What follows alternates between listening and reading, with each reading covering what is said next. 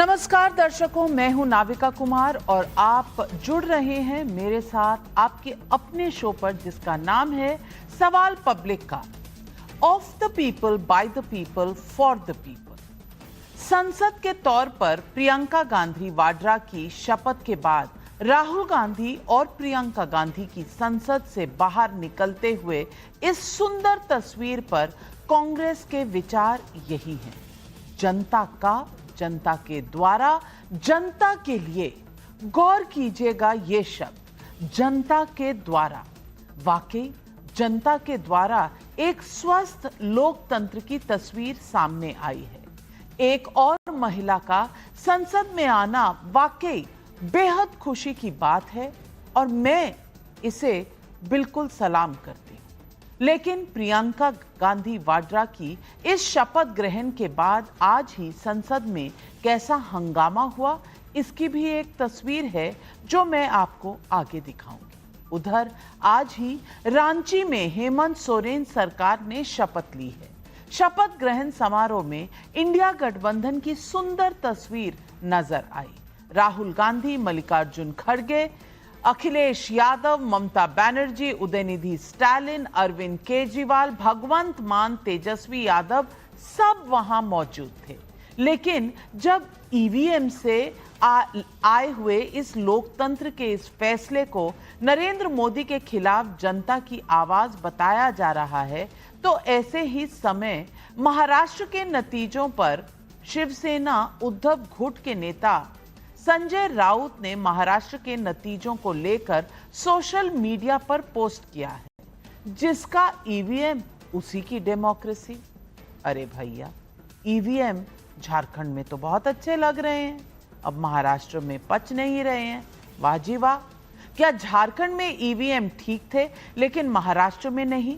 केंद्रीय मंत्री गिरिराज सिंह ने हेमंत सोरेन की शपथ की तस्वीरें सोशल मीडिया पर पोस्ट करते हुए लिखा, क्या अब ईवीएम में दोष नहीं दिख रहा? इस बीच अजमेर दरगाह के महादेव मंदिर होने के दावे की अर्जी को लेकर कोर्ट में स्वीकार होने के बाद समाजवादी पार्टी के महासचिव रामगोपाल यादव का बयान है, छोटे छोटे जज बैठे हुए हैं जो इस देश में आग लगवाना चाहते हैं। असदुद्दीन ओवैसी का बयान है, नेहरू से लेकर जितने प्रधानमंत्री बने वो वहां पर चादर भिजवाते हैं। अब बताइए क्या करना चाह रहे हैं ये लोग? आखिर क्यों इतनी नफरत पैदा कर दी बीजेपी आरएसएस वाले मस्जिद दरगाहों के ताल्लुक से? प्रधानमंत्री नरेंद्र मोदी खुद चादर भिजवाते हैं, अब बताइए उस पर क्या बोलेंगे वो? ये सवाल असदुद्दीन ओवैसी का है।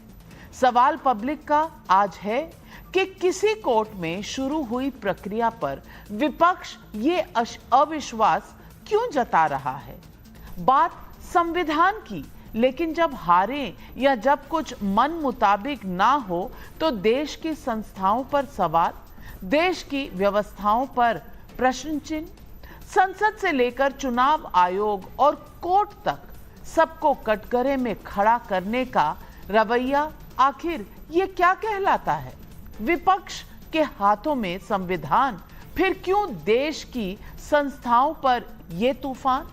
छोटे छोटे जज, संविधान पर अखिलेश ओवैसी का यही भरोसा है क्या? सवाल पब्लिक का आज यही है।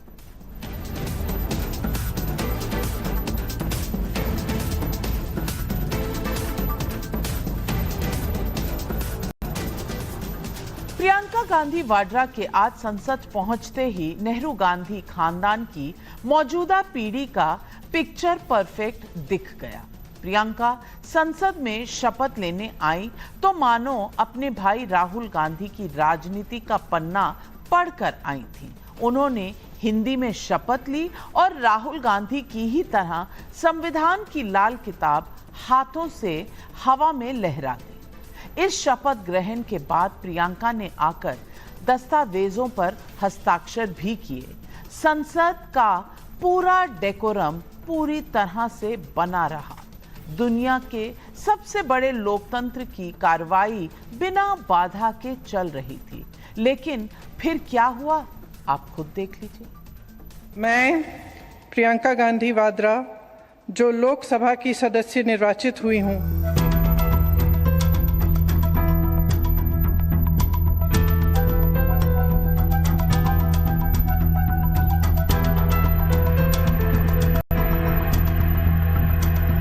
आपसे आग्रह करता हूं, आप जिस मुद्दों पे चर्चा करना चाहते हैं उन सब मुद्दों पर चर्चा करने का पर्याप्त अवसर दिया जाएगा, लेकिन आप सदन को नियोजित। प्रियंका की शपथ के बाद तुरंत संसद में हुए हंगामे को लेकर केंद्रीय मंत्री अनुप्रिया पटेल ने सोशल मीडिया पर लिखा है, संविधान के प्रति लहराने वाले संविधान की रक्षा का इस तरह से अभियान चलाने वाले जिस तरह संसद की कार्रवाई को ठप कर रहे हैं, उससे पता चलता है कि इनकी संविधान में कितनी आस्था है। देश पर आपातकाल थोपने वाले संविधान निर्माता बाबा साहेब अंबेडकर की तस्वीर तक संसद के सेंट्रल हॉल में नहीं लगवाने वाले, उन्हें भारत रत्न के काबिल नहीं समझने वाले, महात्मा ज्योतिबा फूले को सम्मान नहीं देने वाले, संविधान दिवस से दूरी बनाने वाले, ओबीसी आरक्षण का हमेशा विरोध करने वाले हमें संविधान पर ज्ञान ना दें। प्रियंका जी की शपथ के बाद जिस प्रकार कांग्रेस और उसके सहयोगियों ने हंगामा किया वह अस्वीकार्य है। ये बयान अनुप्रिया पटेल का है। वैसे संसद में हंगामा तो अपनी जगह है। संविधान बचाओ की मुहिम चलाने वाले विपक्ष ने अपने ईडी सीबीआई को निशाने पर लिया था। इसके बाद ईवीएम के बहाने चुनाव आयोग विपक्ष के निशाने पर आ गया और बल्कि हर चुनाव पर आता है। और अब तो देश की अदालतें भी विपक्ष के राजनीतिक हमलों से बच नहीं पा रही हैं। सुनिए, कोर्ट में अजमेर दरगाह को लेकर अर्जी स्वीकार कर लेने भर से कैसी कैसी प्रतिक्रियाएं सामने आ रही हैं। आप खुद सुनिए। इस तरह के जजेस भी, छोटे छोटे जजेस बैठे हुए हैं जो इस देश में आग लगवाना चाहते हैं। कोई मतलब नहीं है। अजमेर शरीफ पर हमारे प्रधानमंत्री स्वयं चद्दर भिजवाते हैं, सारे देश के लोग, दुनिया भर के लोग आते हैं वहाँ। अब उसको विवादों में डालना बहुत ही घृणित और ओछी मानसिकता का प्रतीक है। 800 साल से दरगाह है ख्वाजा अजमेरी की। नेहरू से लेकर जितने प्रधानमंत्री बने वो वहाँ पर चादर भिजाते हैं। आप बताइए क्या करना चाह रहे हैं लोग? आखिर क्यों इतनी नफरत पैदा कर दिए बीजेपी आरएसएस वाले मस्जिद दरगाहों के ताल्लुक से? प्रधानमंत्री नरेंद्र मोदी खुद चादर भिजाते हैं। अब बताइए उस पर क्या बोलेंगे वो? उन्होंने मिनिस्ट्री ऑफ माइनॉरिटी अफेयर्स को पार्टी बनाया तो नरेंद्र मोदी की सरकार उसको बोलेगी कि वो दरगाह है ही नहीं है। प्लेसेस ऑफ वर्शिप एक्ट तो इस्तेमाल ही नहीं हो रहा। लोअर कोर्ट आखिर प्लेसेस ऑफ वर्शिप एक्ट को क्यों नहीं सुन रही है? राम गोपाल यादव कह रहे थे कि छोटे छोटे जज आग लगवाना चाहते हैं। सोचिए ऐसे हमलों से भारत के लोकतंत्र का क्या होगा। मैं आपको पूर्व मुख्य न्यायाधीश डीवाई चंद्रचूड़ का यह बयान सुनवाती हूं जो शायद विपक्ष को आईना दिखा रहा है। People should not presume that the judiciary should be performing the role of the opposition in parliament or the state legislatures. Too often there's a misconception that the judiciary has to play the role of the opposition in legislatures, which is not so. We are here to scrutinize laws. We are entrusted with the duty to scrutinize executive action on whether it is consistent with the law, whether it is consistent with the Constitution. There's a different space in a democracy for the political opposition. इनका बयान इसलिए सुनवाया क्योंकि कांग्रेस की प्रवक्ता हैं और मुख्य प्रवक्ता सुप्रिया श्रीनेत ने कहा इन मामलों पर डीवाई चंद्रचूड़ ने बिल्कुल दरवाजे खोल दिए हैं। चीफ जस्टिस ऑफ इंडिया भी नहीं बचे संविधान बचाने वालों से। तो आज पब्लिक सवाल पूछ रही है, सवाल पब्लिक का नंबर 1, संविधान का सम्मान क्या सिर्फ राहुल प्रियंका के लाल किताब लहराने भर से है? संसद को न चलने देना क्या संविधान के खिलाफ नहीं? अखिलेश की पार्टी ने कहा छोटे छोटे जज, ईडी, सीबीआई और चुनाव आयोग के बाद क्या अब अदालतें भी विपक्ष के निशाने पर आ गई हैं? मोदी के खिलाफ जिसका ईवीएम उसकी डेमोक्रेसी का विपक्ष का अंदाज क्या भारत के लोकतंत्र और भारत के संविधान को नुकसान नहीं पहुंचा रहा?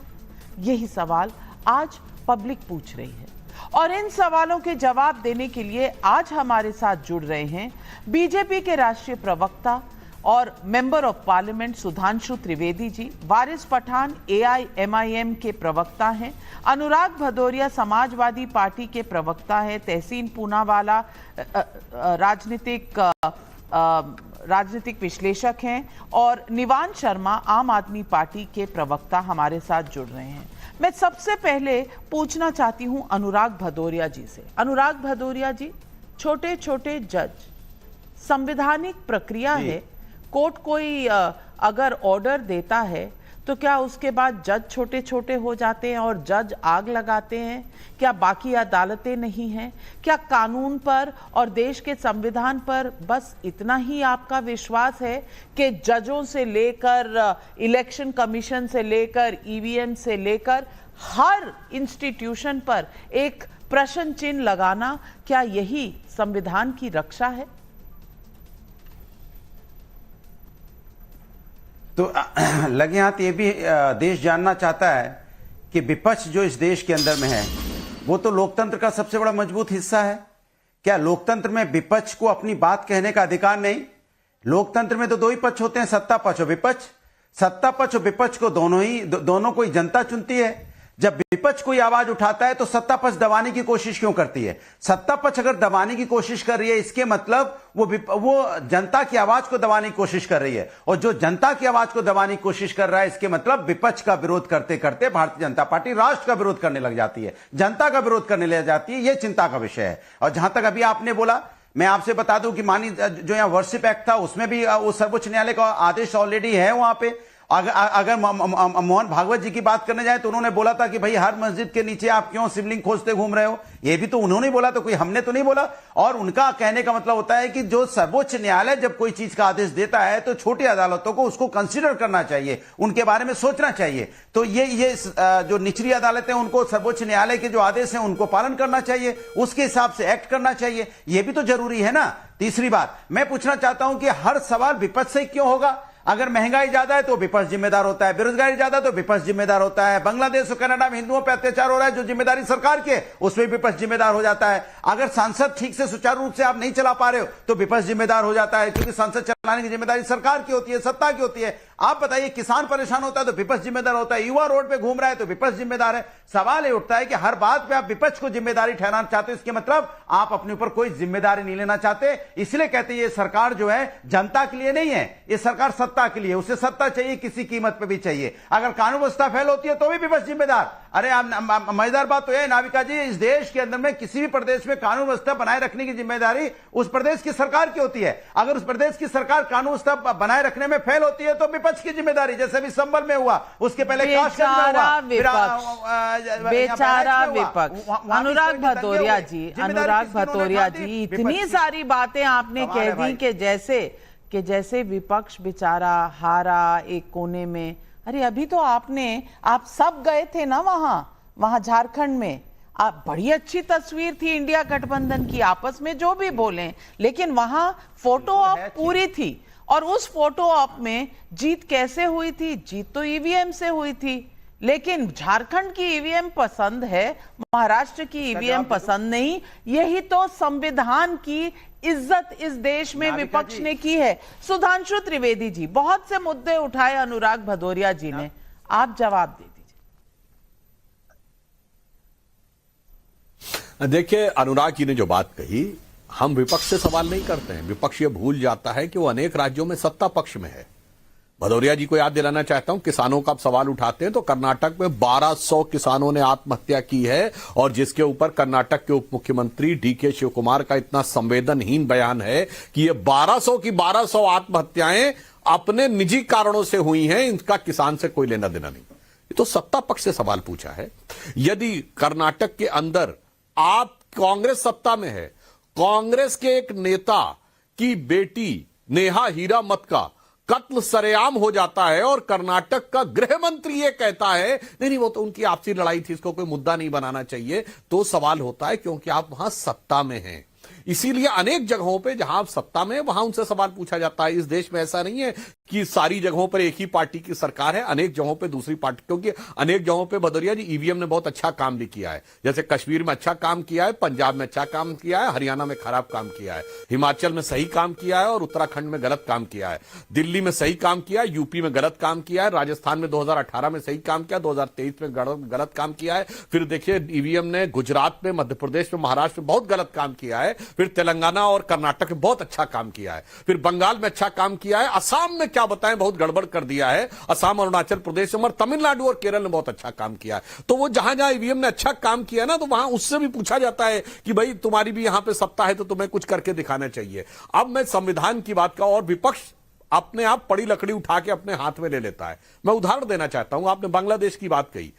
बांग्लादेश में हिंदुओं के नरसंहार के ऊपर आप कांग्रेस पार्टी का कोई ट्वीट देखिए, राहुल गांधी के ट्वीट में हिंदू शब्द, नरसंहार, वायलेंस शब्द ही नहीं है। हां, जो उनका फिलिस्तीन और हमास और गाजा पे है कि ह्यूमैनिटी के अगेंस्ट में क्राइम हो रहा है, मगर बांग्लादेश में नहीं है। बस नॉर्मलसी होनी चाहिए, सिचुएशन रेस्टोर होनी चाहिए। डोनाल्ड ट्रंप कह देते हैं कि हिंदुओं का नरसंहार हो रहा है, मगर विपक्ष के मुंह से निकल जाए बांग्लादेश में, अरे ये कैसे हो सकता है। आज वहां इस्कॉन मंदिर के विरोध, नहीं वो सब, उस पर कुछ बोलने की जरूरत नहीं है। इसीलिए, और मैं अंत में एक बात कह दूं, जो प्लेसेस ऑफ वर्शिप एक्ट की बात भदौरिया जी ने कही, पहली बात टेक्निकल पोजीशन यह है कि प्लेसेस ऑफ वर्शिप एक्ट में यह कहा गया है कि किसी भी जगह का स्थान नहीं बदलेगा, स्वरूप नहीं बदलेगा, पर उसकी जांच नहीं होगी, ऐसा कोई रुकावट नहीं है। तो कानूनी तौर पर सर्वे होने में कोई रुकावट नहीं है। परंतु फिर भी मैं देश की करोड़ों जनता से कहना चाहता हूं, नाविका जी, जो लोग आपका टीवी देख रहे हो, कि हिंदुओं के लिए है प्लेसेस ऑफ वर्शिप एक्ट। यानी अगर आपको यह लगे कि आपके धर्म स्थल भी किसी चीज के ऊपर दबा के, आपका धर्म स्थल दबा है, तो आप कोर्ट नहीं जा सकते। और मुस्लिमों के लिए वक्फ बोर्ड एक्ट, कि अगर वो क्लेम कर दे कि ये जमीन आपकी है तो भी आप कोर्ट नहीं जा सकते। देखिए कितना सुंदर न्याय किया है सेकुलर सरकारों ने, कि अगर आपको लगे कि आपका धर्म स्थल दूसरे का है तो आप कोर्ट नहीं जा सकते, उन्हीं का माना जाएगा। और वो कह दे कि जमीन आपकी है तो भी आप कोर्ट नहीं जा सकते, वो उन्हीं की मानी जाएगी। और आपके लिए तो सन 47 का बार लगाया गया।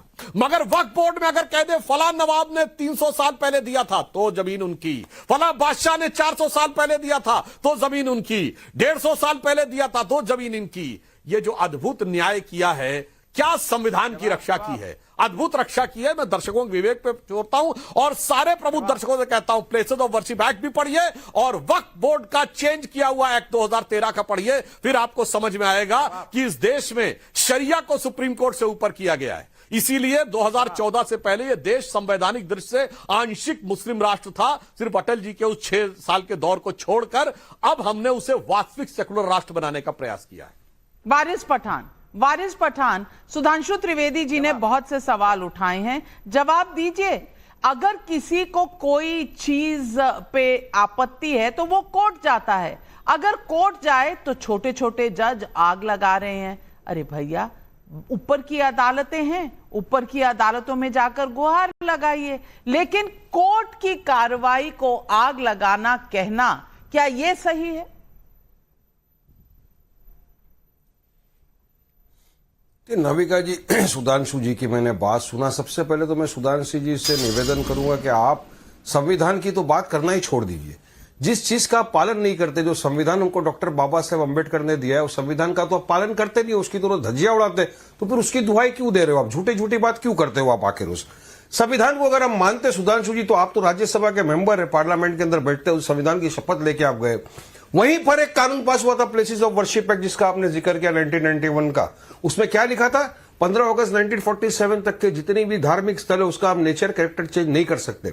आप बोले सर्वे कर सकते हैं। अरे ओरल ऑब्जर्वेशन है जज का, पर सर्वे क्यों करना है आपको? आपकी मानसिकता क्या है, आपकी मंशा क्या है, आपका इंटेंशन क्या है सर्वे कराने का? अगर कल को वारिस पठान बोल देंगे सुधांशु जी के घर के नीचे कुछ है, मुझे वहां पे खुदाई करना है, अलाउड करेंगे? वारिस पठान बोल देंगे भाई किसी मंदिर के नीचे कुछ है, मुझे जाके वहां पे करना है, खुदाई करने देंगे आप? मानसिकता क्या, आपका मंशा क्या, ये तो पूरा देश जान गया। इसीलिए अभी आपने नविका जी इतनी बड़ी बात कर दी। 800 साल पुरानी अजमेर शरीफ की दरगाह ख्वाजा अजमेरी की, जहां पर मैं समझता हूं कि जवाहरलाल नेहरू जो पहले प्रधानमंत्री थे वहां से लेकर आज के प्रधानमंत्री नरेंद्र मोदी तक जितने प्रधानमंत्री रहे सबने वहां की मान्यता रखी, वहां पे सम्मान दिया, वहां पे चादरें चढ़ाई। मगर अब इनको लगता है कि वहां पे जाके नीचे खोदाई करना है इनको। तो किस दिशा में देश को लेकर जाना चाहते हो? क्यों नफरत इतनी भरी है तुम्हारे दिलों में? क्यों बीजेपी और आरएसएस नफरत फैला के देश में हिंदू मुसलमान के बीच में एक आग लगाना चाहती है? मगर आपके खुद के सर संचालक, आपके बॉस वो मोहन भगवत बोल रहे हैं कि क्या जरूरत है मंदिरों में जाके, मस्जिदों में जाके आपको शिवलिंग ढूंढने की। उसकी बात भी आप नहीं सुनते। मगर मैं पूछना चाहूंगा, उन्हीं के इशारों पे तो सब हो रहा है। वारिस पठान, आप अफवाह फैला रहे हैं, आप अफवाह फैला रहे हैं। अजमेर में खोदने की, सर्वे करने की किसी ने इजाजत नहीं दी, अभी तो नोटिस हुआ है। आप क्यों अफवाह फैला रहे हैं? सर्वे की बात कर रहा हूं, सुनिए सुनिए सुनिए सुनिए। सर्वे क्यों करना चाहते हैं सर्वे ये लोग? चलिए बताइए मेरे को, क्या जरूरत है सर्वे करने की? क्या पूरे हिंदुस्तान की हर मस्जिद का सर्वे किया जाएगा? क्यों चाहते हैं लोग हर मस्जिद में जाकर ढूंढना मंदिर है या नहीं है? आपने अजमेर का नाम लिया तो अजमेर में सर्वे की कोई बात ही नहीं है। की बात करते हैं, हमने हमारा वजू खाना खो दिया। अरे भाई साहब, अरे नविका जी, हमारा वजू खाना मथुरा की जो मस्जिद थी वो तो सील करवा दिया ना इन लोगों ने, यही करके। तो फिर क्यों आए अपने सिजदों वर्षी में?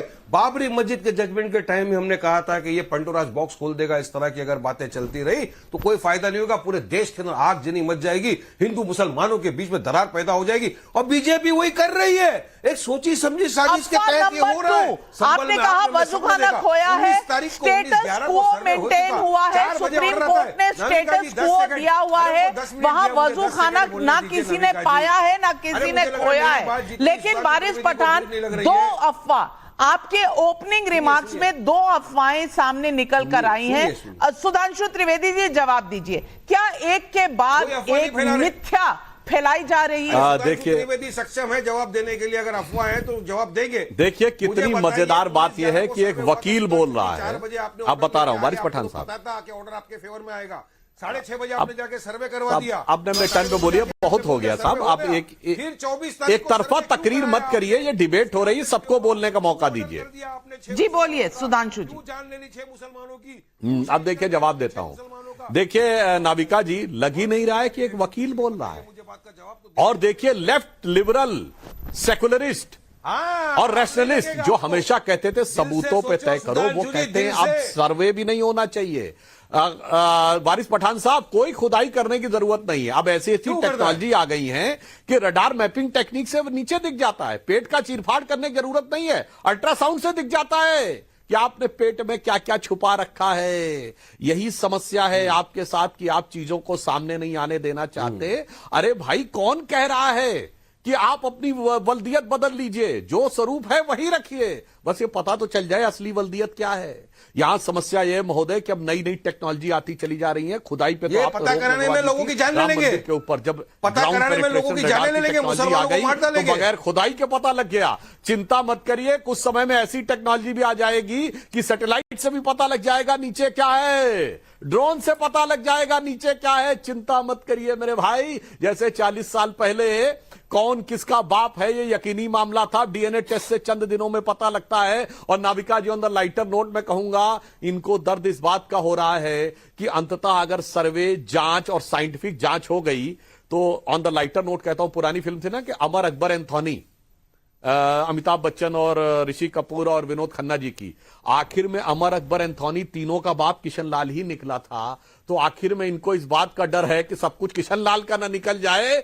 इसलिए पेट में दर्द हो रहा है। मेरे भाई, मैं तो ईमानदारी से कहना चाहता हूं, और बातें ऐसे नहीं कि कोई दावा कर देगा कि जाके मैं अब खुदाई समझ में आई। महोदय सुनिए, काशी में इसके डॉक्यूमेंट्री एविडेंस अवेलेबल है। सुनिए, फतवाए आलमगीरी अब मैं हेरा फेरी पिक्चर की बात करता हूं आपके सामने। औरंगजेब के ज़माने के गवर्नमेंट ऑर्डर है, एक पिक्चर आई थी हेरा फेरी। हेरा फेरी में क्या हुआ था? जो तेरा है वो मेरा है, जो मेरा है मेरा ही रहेगा। और उसके बाद उन गवर्नमेंट ऑर्डर्स का प्रूफ है, फिर बीच में डिस्टर्ब करने लगे। जैसे ही अनकंफर्टेबल फैक्ट आया, क्या करें, मजबूरी है, क्योंकि ये देश अरे आपने हमारा को एंटोनी की बात की, मैं हेराफेरी की बात कर रहा हूं, तो बीजेपी मास्टर है मुसलमीन हेराफेरी करने में। मजलिस इत्तेहादुल मुसलमीन जो देश की सबसे सेकुलर पार्टी है, उसका प्रवक्ता लॉयर होकर यह कहता है ना किताब देखी जानी चाहिए, ना गवर्नमेंट ऑर्डर देखा जाना चाहिए, ना सबूत देखा जाना चाहिए, ना जांच होनी चाहिए, और उसके बाद जो है वो मान लिया जाना चाहिए। हम तो कह रहे हैं सिर्फ जांच हो जाने दो, काहे घबराते हो, मगर सुनिए संविधान की बात कर रहा है, प्लेसेस ऑफ वर्शिप एक्ट की बात कर रहा है, जो मगर जो टेक्नोलॉजी आगे बढ़ती जा रही है, तो संविधान की शपथ लेकर बैठा हुआ चला जा रहा है। वो बोलता मैं नहीं मानूंगा प्लेसेस ऑफ वर्शिप एक्ट, वो बोलता मैं मेरी आस्था की बुनियाद पे काम करूंगा। शर्मनाक बात है। आपकी जो भी दलील है आप कोर्ट में रख सकते हैं वारिस पठान जी, पर आपने एक बात का जवाब नहीं दिया। वारिस पठान जी, सुधांशु त्रिवेदी जी ने एक बात उठाई थी, उसका जवाब आपने नहीं दिया। प्लेसेस ऑफ वर्शिप एक्ट में आपने 1947 का कट ऑफ डेट लगा दिया, लेकिन वक्फ बोर्ड तो कितने सेंचुरीज पुराना का भी लैंड ले सकता है, इसका जवाब दीजिए ना। सर्वोच्च न्यायालय के निर्णय के बाद वहां राम मंदिर है कि बाबरी मस्जिद है, बोलिए। गलत गलत गलत, ऐसा किसी का भी लैंड कोई नहीं ले सकता। जो जमीन है उसका गैजेट होता है, गैजेट के बाद वो जमीन को वक्फ डिक्लेयर किया जाता है, पेपर में एडवर्टाइजमेंट होता है, उसके बाद वो वक्फ होती है। यही तो आप लोग झूठा भरम फहरा फहरा के रोज रात को 8 बजे पब्लिक को गुमराह कर रहे हो। और हमारी वक्फ की जो जमीन है, हमारे मदरसे, मस्जिदें, हमारे ऑर्फनेज सब खा जाना चाहते हैं बीजेपी, सुधांशु त्रिवेदी की पार्टी, या आरएसएस, सब क्या बात कर रहे हैं, सब जपत क्या बात कर रहे हैं। वाराणसी में 118 साल पुराने कॉलेज को वक्फ की प्रॉपर्टी कह दिया है। एक वाराणसी की बात सुधांशु त्रिवेदी जी, वो वारिस पठान को नहीं दिखती? जो वक्फ की है वक्फ की है, मैं अभी जो वक्फ की जमीन है वक्फ की जमीन है। यही तो मैं बोल रहा हूँ, ये हेरा फेरी पिक्चर नहीं है। हमारा है, हमारा भी हमारा है, नहीं चलेगा। कानून है, वक्फ एक्ट अभी तक एग्जिस्टेंस में है ना वक्फ एक्ट। आपको अमेंडमेंट लाने की क्या जरूरत है? क्यों चाहते हो कि आप कलेक्टर के हाथ में सब छोड़ देंगे, डीएम के हाथ में सब छोड़ देंगे, और मुसलमानों के वक्फ के बोर्ड के अंदर हम नॉन मुस्लिम को डालेंगे? क्या कोई हिंदू एंडोमेंट बोर्ड के अंदर कोई मुस्लिम आ सकता है? नहीं आ सकता। तो धांधली दादागिरी नहीं चलेगा सुधांशु जी। इसलिए मैं आपको बार बार बोल रहा हूं, आप संविधान की शपथ लिए हो, आपने राज्यसभा के एमपी बने हो, आप क्यों नहीं मानते संविधान को? क्यों रोज धज्जियां उड़ाते हो? अब उसकी अफसोस होता है कि इतना बड़ा सुधांशु त्रिवेदी जैसा आदमी संविधान नहीं मानेंगे। सुधांशु जी जवाब दीजिए, तहसीन भाई आ रही हूं। सुधांशु जी जवाब दीजिए। जो आएगा दिल में करेंगे, सर्वे एक मिनट ड्रोन से करेंगे। वारिस पठान साहब हो गया भाई, आप तो लगातार बोलते चले जाते भाई, फिर दूसरे का भी वक्त का इंतजार करिए। आप तो तकरीर देने के मूड में आ जाते हैं, मुसलमान बच्चों को क्यों जैसे लगता है स्पीच दे रहे हो। हाँ मैं बताता हूं, वारिस पठान जी की बात का, दोनों बातों का तर्कसंगत उत्तर देता हूं। इन्होंने कहा कि किसी हिंदू धर्म स्थल के ऊपर मुस्लिम को बनाया गया कि नहीं। 2011 में कुंभ मेला समिति के अध्यक्ष आजम खां थे। वारिस पठान साहब कान खोल के सुनो, ममता बनर्जी की सरकार ने देवस्थानम बोर्ड का चेयरमैन फरहाद हाकिम को बनाया हुआ है। कान खोल के सुनो, और आपका भी संविधान में प्रतिबद्धता एक वाक्य में साफ हो जाएगी। वारिस पठान साहब उत्तर दीजिए, सुप्रीम कोर्ट ने जजमेंट दे दिया है कि अब वहां पर राम मंदिर है। बोलो वहां राम मंदिर है कि बाबरी मस्जिद है? क्योंकि असदुद्दीन ओवैसी ने कहा है ताक़यामत बाबरी मस्जिद रहेगी। बोलो संविधान को मानते हो कि नहीं? बोलो। अभी नहीं बोल पाएंगे सर्वोच्च न्यायालय के निर्णय के लिए। बोलो भाई, आस्था की बुनियाद सर्वोच्च न्यायालय का निर्णय मानते हो तो बाहर राम मंदिर है कि नहीं? बोलो हाँ या ना। वारिस पठान का मेरा आज भी मानना है कि एक बार जहां निर्णय हो चुका है सर्वोच्च न्यायालय का, कयामत तक मस्जिद रहेगी। वारिस पठान का मानना है, मेरा मानना, supreme court is supreme but not infallible. Supreme court के रिटायर्ड जस्टिस वर्मा साहब ने कहा था, आप संविधान का मामला नहीं है, अब वारिस पठान का मामला है, अब सुप्रीम कोर्ट का मामला नहीं है। यानी कि लाल किताब बस लाल किताब बन के रह गई। और तहसीन पूनावाला, मैं सिर्फ यही पूछना चाहती हूं, क्या संविधान की कॉपी सिर्फ एक प्रॉप है? लगा दीजिए तस्वीरें खिंचवाने के लिए, और उसके बाद संविधान से ना मतलब ना कोई बातचीत। ईवीएम पर जीती हुई झारखंड में सब लोग जाएंगे फोटो ऑप के लिए, लेकिन सवाल उठाएंगे महाराष्ट्र पर, हरियाणा पर, क्योंकि वो आपके मुताबिक नहीं हुआ। लोअर कोर्ट में जो छोटे छोटे जजेस हैं वो आग लगाते हैं, इलेक्शन कमीशन आग लगाता है। क्यों? क्योंकि हर चीज आपकी मन मुताबिक अगर नहीं होता तो सब खराब है। मैं पूछना चाहती हूं, आज प्रियंका गांधी वाड्रा ले रही थी ओथ अच्छी बात है, वो आई हैं पार्लियामेंट में, और एक महिला का आना बहुत बड़ा दिन होता है। लेकिन उसके बाद संविधान से देश का पार्लियामेंट नहीं चलेगा, संसद नहीं चलेगी। इस देश के लोगों ने, जिन्होंने चुनकर आपको वहां भेजा है, उनकी समस्याएं नहीं उठेंगी। उठेगा तो सिर्फ हर कोई अपने हिसाब से अपने काम की बात, अपना ओथ लिया और उसके बाद हो हल्ला, कोई और काम नहीं। यह होता है संविधान की तरफ आपकी मान्यता। नाविका जी, आपके शो में शिरकत करने का मौका मिला तो आपका शुक्रगुजार हूं। आपने 2-3 चीजों को जोड़कर की बात की, 2-3 चीजों का संक्षेप में जवाब दे दूंगा। सबसे पहले आपने माननीय प्रियंका गांधी वाड्रा जी की बात की, शुभकामनाएं देते हुए आपने कहा कि पार्लियामेंट को डिस्टर्ब क्यों किया गया उसके बाद, और ये संविधान के खिलाफ है। वही संविधान के खिलाफ स्वर्गवासी अरुण जेटली जी और सुषमा स्वराज जी थे। अरुण जेटली जी ने स्वयं आपको कहा था कि पार्लियामेंट को डिसरप्ट करना ऑपोजिशन का राइट है। अब मैं आता हूं दूसरे सवाल के ऊपर। सरकार पहली बार बहुमत में होने के बाद डिस्कशन से भाग रही है, लेकिन आपने, सुधांशु जी ने बात की अमर अकबर एंटनी की, मैं उस पर पहुंचता हूं। ईवीएम की बात करते, कोई ईवीएम पे प्रश्न नहीं उठा रहा, लेकिन ये प्रश्न तो उठेगा ना कि जब भी ईवीएम में एक्स्ट्रा वोट्स आते, वो एक्स्ट्रा वोट हमेशा कमल की क्यों आते? पहली बात। दूसरी बात, मान लेते कि महाराष्ट्र के अंदर 5 बजे जब वोटिंग खत्म हुआ और जिस दिन वोटिंग काउंटिंग शुरू हुआ, वहां पे 7% का इजाफा कैसे हुआ? 75 लाख वोट्स कैसे पोल हुए? और अगर इलेक्शन कमीशन से कहा जाता है कि 75 लाख लोग अगर उस वक्त पोलिंग बूथ में थे, उनका वीडियोग्राफी बता दो जो इलेक्शन कमीशन के गाइडलाइंस में, तो उसमें हम संविधान के खिलाफ होंगे। तीसरी बात से मैं अपनी बात समाप्त करता हूं अमर अकबर एंटनी की बात से। देखिए, मैं आपके दर्शकों को एक बात कह रहा हूं, भाजपा अपने जो एक पिटीशंस लगा रही है, इसमें जो लोग गुजर रहे हैं, मर रहे हैं, शहीद हो रहे हैं, चाहे वो राम गोपाल मिश्रा जी हो बहराइच में, चाहे वो गरीब हो संभल में, ये सारे गरीब है। एक भी भाजपा का नेता, एक भी कोई और पक्ष का नेता का बेटा नहीं मरता है। अगर धर्म और कौम खतरे में, इनके बच्चे क्यों नहीं आते पत्थर उठाने को? इनके बच्चों पर गोली क्यों नहीं चलती? क्योंकि भाजपा का इस पे सियासी फायदा हो रहा है। अजमेर शरीफ को भी आप कहना चाहते हो कि उसमें भी आप पिटीशन चाहते हो, लगाइए। माननीय प्रधानमंत्री जी की मिनिस्ट्री उसके अंदर मैं सुधार देती हूं आपका सवाल। भाजपा का नेता नहीं, किसी भी नेता का बच्चा नहीं होता, सिर्फ गरीबों के बच्चे होते हैं। लेकिन आज नहीं, भाजपा नेता मत कहिए, किसी भी नेता का बच्चा नहीं होता। और इसीलिए हर राजनीतिक दल को यह सोचना चाहिए। लेकिन सुधांशु जी, सवाल अनेक, जवाब दीजिए। अब मैं तहसीन भाई की बात का जवाब देता हूं, दोनों बातों का। पहली बात, इन्होंने पोलिंग बूथ की बात कही। तहसीन भाई, आपको पता होना चाहिए, हर पोलिंग बूथ पर हर उम्मीदवार का एक पोलिंग एजेंट बैठा हुआ होता है, और उस समय शाम का समय खत्म होने तक कितने लोग लाइन में आए, वो सारे उम्मीदवारों के पोलिंग एजेंट देख रहे होते हैं। कितनी जगह आपत्ति दर्ज की थी?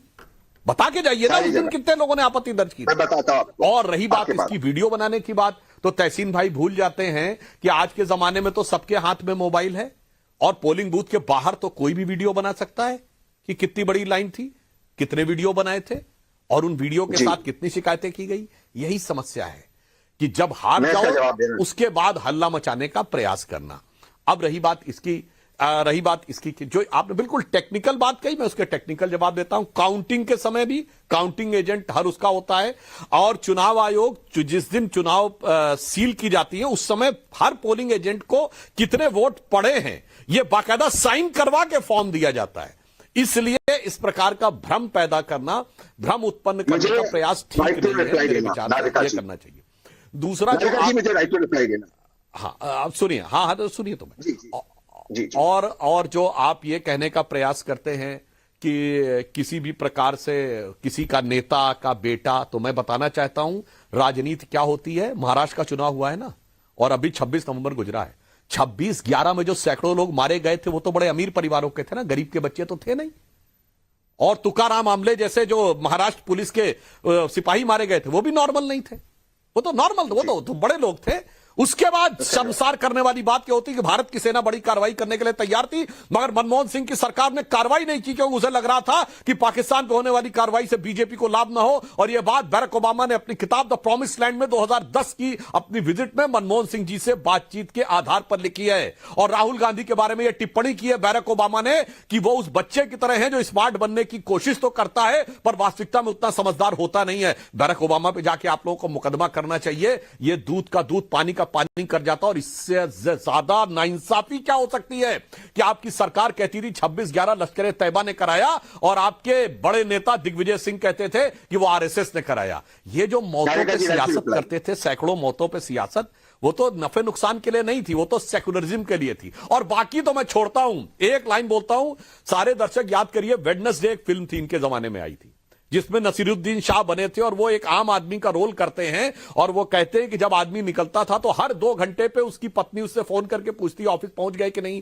चाय पी ली कि नहीं, खाना खाया कि नहीं। तो उसमें वो कहता है वो हर 2 घंटे बाद इसलिए फोन नहीं कर रही है कि वो जानना चाहती तुमने चाय पी कि नहीं और खाना खाया कि नहीं, वो जानना चाहती है कि तुम जिंदा हो कि नहीं। यह आपका दौर वो था कि जब चलती ट्रेन में धमाके, चलती बस में धमाके और रेलवे स्टेशन पे धमाके, पार्कों में धमाके, तो उसमें यह डायलॉग है कि आदमी निकलता है तो लगता जंग पे जा रहा है, वापस आएगा नहीं। उन जानों की तो कोई कीमत नहीं थी जो हमारे आने के बाद सारा का सारा ठीक और हो गया। 1984 के भी दंगे इस शहर ने देखे हैं, तहसीन पूनावाला, उसमें मरने वाले और उसमें नाम आने वाले कांग्रेस के नेता जरूर थे, मरने वालों में नहीं थे। जिन्होंने दंगे करवाए उसमें कई नाम जरूर कांग्रेस के नेताओं के शामिल। Right to reply please, thank you. Right to reply ठीक है, लेकिन आपने जो नहीं, आपने जो दलील दी है, मैं भी उसका राइट टू रिप्लाई देने के लिए समर्थ हूं। भी बोलना है और सांसद जी को भी बोलना है तो फिर प्लीज मुझे राइट टू रिप्लाई दीजिए ना। आदरणीय सांसद जी ने 2 बात की, मैं दोनों बातों का जवाब देता हूं। एक, उन्होंने मेरे सूबे महाराष्ट्र के बारे में, मेरे महाराष्ट्र पुलिस के तुकाराम ओंबले जी के बारे में बोला। मेरे व्यक्तिगत मित्र हेमंत करकरे जी भी शहीद हुए थे। आपके बीजेपी की एमपी प्रज्ञा ठाकुर ने कहा था उनको श्राप से मारा गया था। मैं उस पर नहीं जाना चाहता हूं क्या क्या करतूतें भाजपा ने उस वक्त की थी। वो आज की डिबेट का मुद्दा नहीं है तहसीन जी, पॉइंटेड सवाल का जवाब दीजिए क्योंकि आम आदमी पार्टी के यहाँ नुमाइंदे बैठे, उन्होंने बोला नहीं है। आपके पास 30 सेकंड का वक्त है।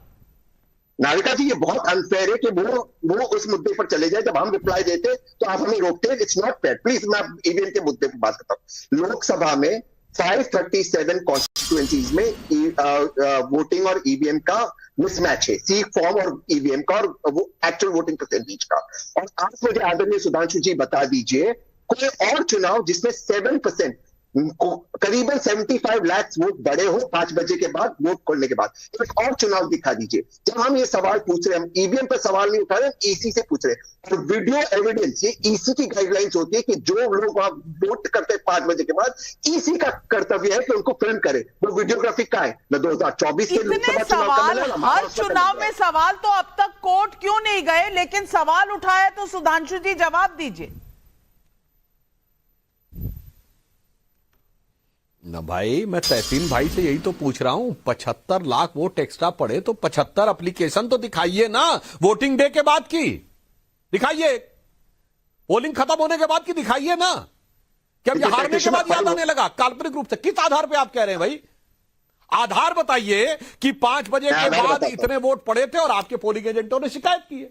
75 लाख पड़े तो 75 100 तो होनी चाहिए ना शिकायत। कम से कम एक बूथ पे 1000 वोट होते हैं, इससे कम तो होते नहीं है, तो कम से कम 7,500 शिकायतें होनी चाहिए। आज तक एक भी ऐसा किसी ना कोर्ट में ना इलेक्शन कमीशन में कोई कंप्लेंट गया है। लेकिन निवान शर्मा जी मैं आपसे पूछना चाहती हूं, कोर्ट कुछ कहे तो दिक्कत, अगर इलेक्शन कमीशन कुछ कहे तो दिक्कत, अगर कोर्ट से ऑर्डर हो कि भाई नोटिस दिया है तो वहां पर कह देना कि भाई आप तो हर चीज खोदने वाले हैं, सर्वे कराने वाले हैं। मैं पूछना चाहती हूं, इन अफवाहों की कोई लिमिट है या नहीं, या संविधान की कॉपी सिर्फ लहराने की बात है?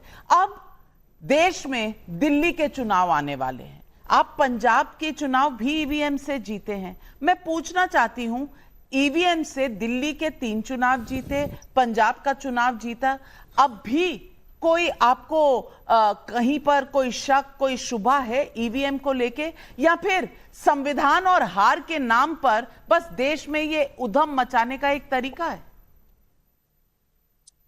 जी जी, बहुत बहुत नमस्कार। और देखिए, अभी आप कोर्ट की बात कर रहे थे, कोर्ट ने तो ये भी कहा था कि किस तरह से सीबीआई और ईडी को केस्ड पैरेट बना के रखा बीजेपी ने। ये भी कोर्ट की टिप्पणी है, और कोर्ट की बहुत सारी और टिप्पणियां हैं जो ये बताती है कि किस तरह से भाजपा जो है वो संविधान को ताक पे रख के काम करती है। उसके सबसे बड़े भुगतभोगी तो हमने दिल्ली में भुगता है, जो इनकी तानाशाही है, जो जिस तरह से संविधान को ताक पे रख के काम करते हैं, दिल्ली की जनता ने भुगता है। अभी भाजपा के प्रवक्ता की मैं बात सुन रहा था, वो ये बोल रहे थे, बताइए संविधान में मानते हैं कि नहीं, बताइए संविधान में मानते हैं कि नहीं। ये तो देश की जनता ने बता दिया इनको कि संविधान में मानते हैं कि नहीं।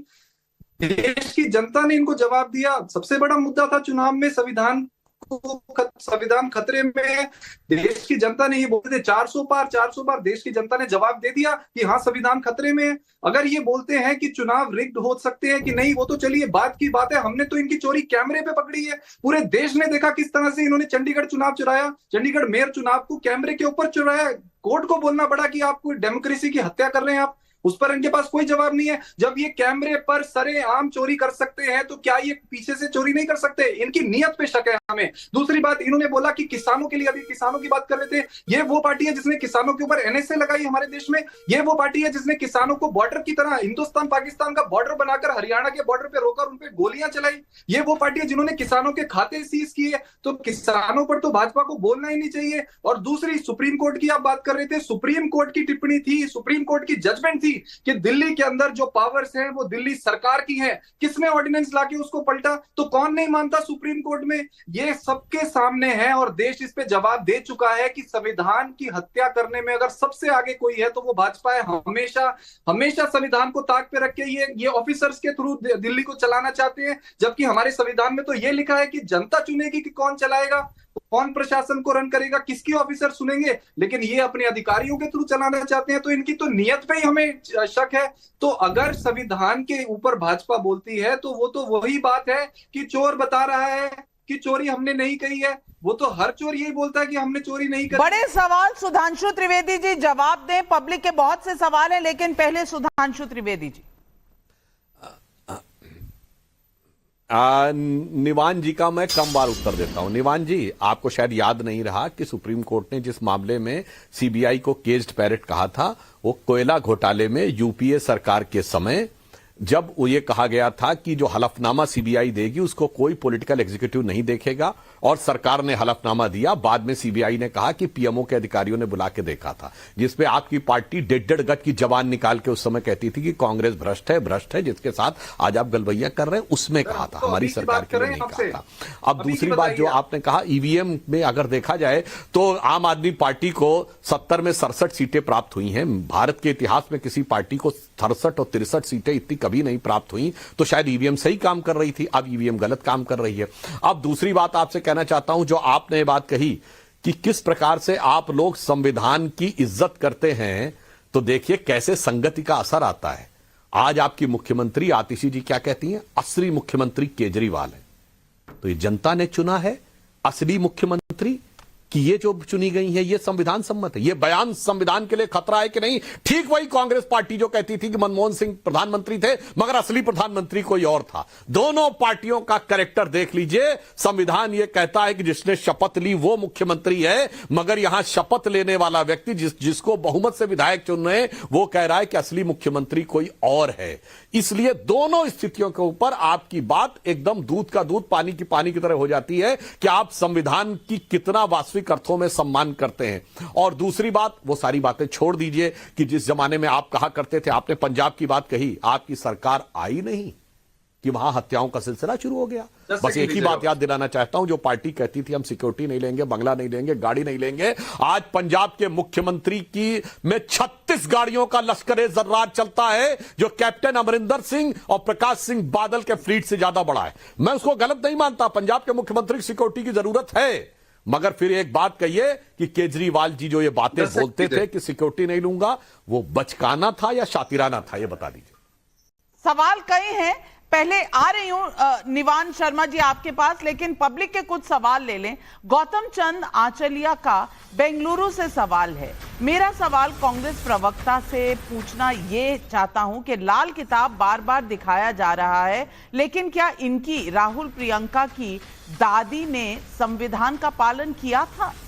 शंकर राठौर देवास से पूछ रहे हैं, एमपी से ये पूछ रहे हैं कि हाथ में संविधान लेकर उसकी व्याख्या करने वाले बार बार न्यायालय की प्रक्रिया पर ही सवाल उठाते रहते हैं, क्या वो बताएंगे कि ये कितना संवैधानिक है? संजय प्रजापति मुंबई से पूछ रहे हैं, कहते हैं कि संविधान से स्वस्थ लोकतंत्र कायम होता है, लेकिन उसी संविधान की बनाई व्यवस्था पर बार बार सवाल उठाकर विपक्ष कहना क्या चाहता है? पवन कुमार का राजस्थान से सवाल है। ये लोग बोलते हैं कि हमारी 800 साल पुरानी दरगाह है, लेकिन 1500 साल पुराना मंदिर वक्फ का भी हो गया। अरे भाई, जांच हो जाने दो, दूध का दूध पानी का पानी क्यों नहीं होने देते ये लोग? अंजनी कुमार शर्मा का इंदौर मध्य प्रदेश से सवाल है। रामगोपाल यादव जी को शायद मालूम नहीं कि माननीय न्यायालय के न्यायाधीश छोटे नहीं होते, वे पंच परमेश्वर हैं। ये लोग संविधान का इतना अपमान क्यों करते हैं? ये पब्लिक कह रही है। और मैं पूछना चाहती हूं अनुराग भदौरिया जी, पब्लिक जब कहती है तो सुनना चाहिए, और पब्लिक जो कहती है उसका सार सिर्फ इतना है कि ये संविधान मात्र एक जुमला नहीं है, संविधान बचाओ मात्र एक जुमला नहीं है, संविधान मात्र एक किताब नहीं है। संविधान इस देश की आत्मा है, संविधान इस देश को एकजुट रखता है। संविधान का तिरस्कार इस देश की आत्मा का तिरस्कार है। ये बात राजनीतिक दल क्यों नहीं समझ?